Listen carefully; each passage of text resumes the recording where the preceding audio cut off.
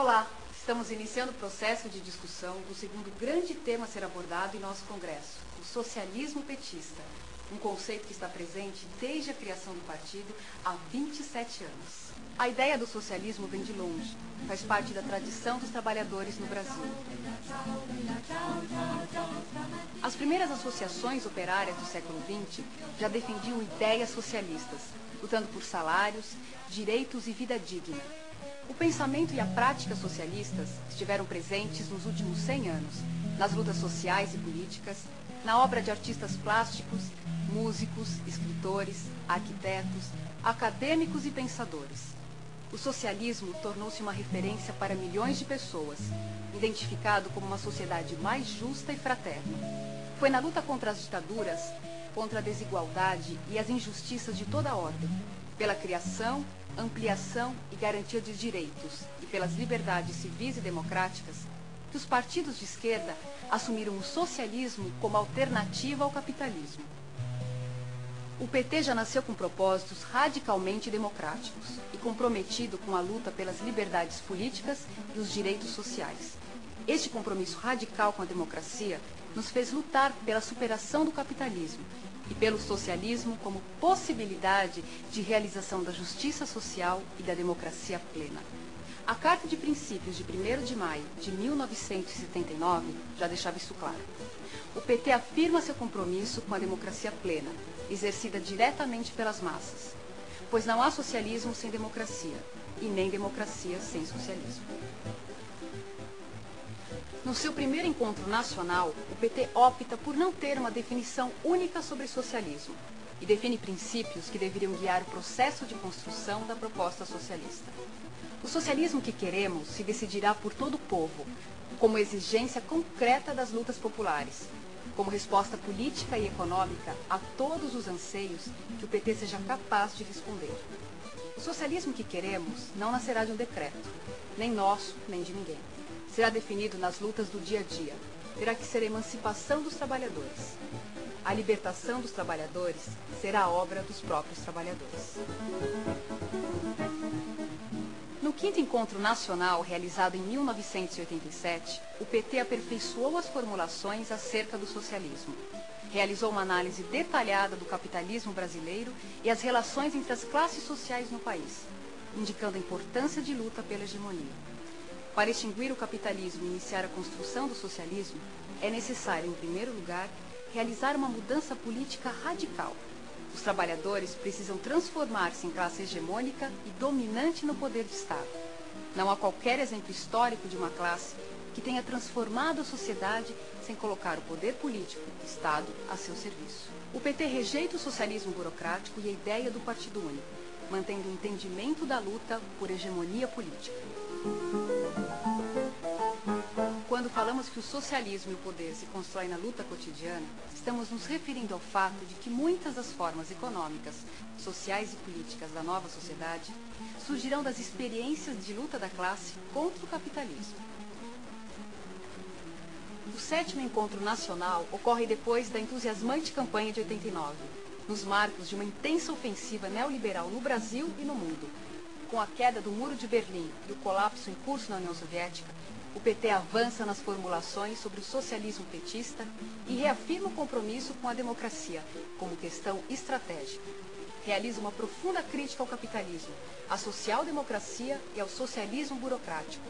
Indica também a importância do diálogo com as forças políticas comprometidas com programas democrático-populares de libertação e socialistas na América Latina e em outras partes do mundo e que encontram identidade com o projeto petista.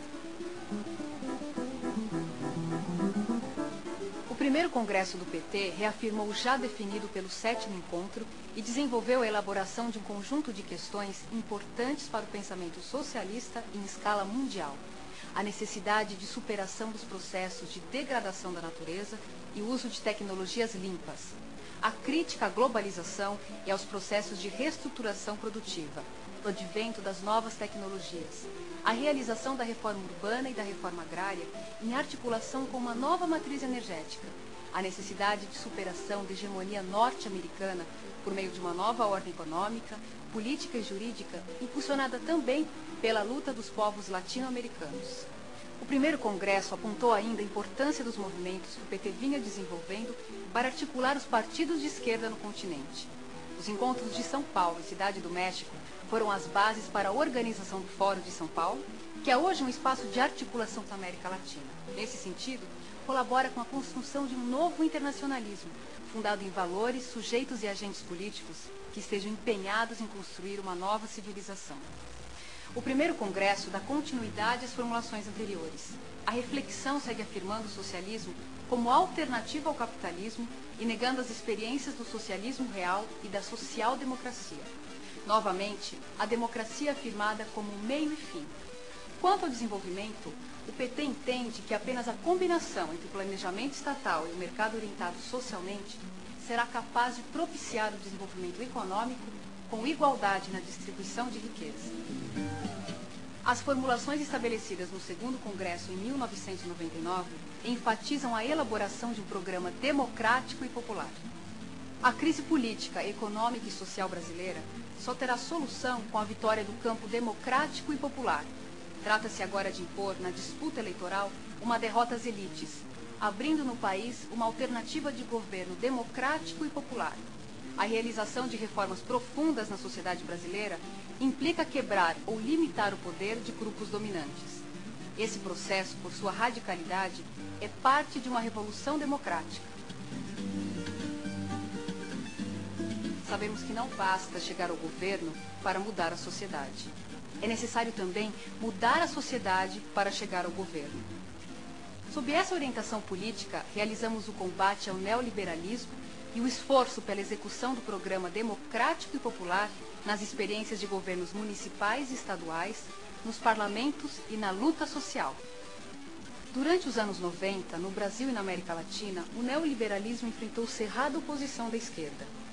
A criação do Fórum de São Paulo em 1990, a realização dos Fóruns Sociais Mundiais, a luta contra a ALCA e a criação da Aliança Social Continental são alguns marcos nesta luta de resistência. De 1998 a 2006, as forças progressistas e de esquerda vencem eleições e participam de um grande número de governos na América Latina. As transformações ocorridas no continente são tão intensas que o presidente Rafael Correa do Equador chegou a afirmar que, mais do que uma época de mudanças, vivemos uma mudança de época.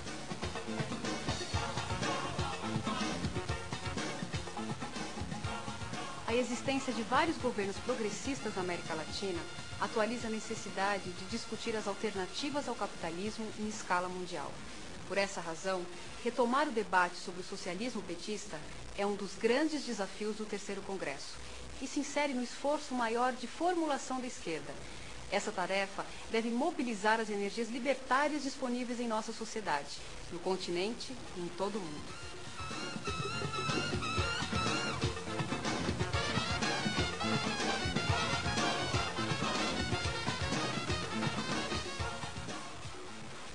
É preciso retomar algumas questões lançadas desde o sétimo encontro e nos colocarmos outras que resultam de nossa experiência política nos últimos anos.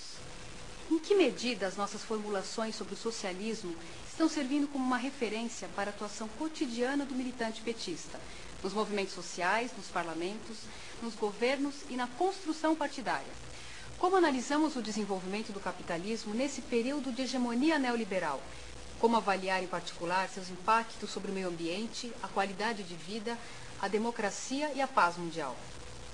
O que deve ser alterado em nossas formulações sobre o socialismo petista em função das mudanças ocorridas no capitalismo brasileiro durante os anos 90?